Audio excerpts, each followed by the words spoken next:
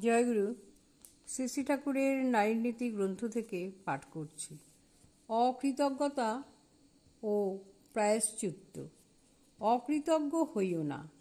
অকৃতজ্ঞতা মানুষের একটা পরম দোষ, আর পাতকের ভিতর ইহা মহাপাতক বলিয়া গণ্য।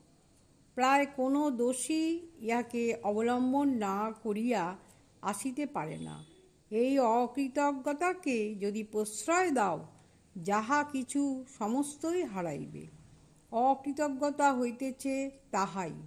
কোনো মানুষ হইতে তুমি যাহা পাইয়াছ, যাহা অমঙ্গলকে প্রতিরোধ করিয়া তোমাকে স্বস্তিতে তুলিয়া ধরিয়াছে, তাহা অস্বীকার করিয়া বা ভুলিয়া গিয়া বিনীত ও বাধ্য থাকিয়া তাহার প্রতিষ্ঠা না করিয়া নিশ্চেষ্ট থাকা, অপলাপ, অপ্রশংসা বা অপভ্রংশ ঘটাইয়া তাহাকে অমঙ্গলে বিপন্ন ও বিধ্বস্ত করা।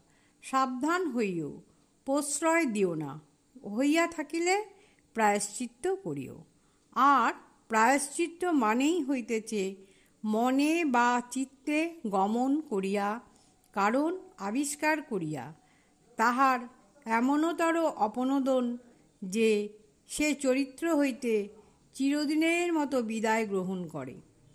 বাণী সংখ্যা 171। জয় গুরু। বন্দে পুরুষোত্তমম।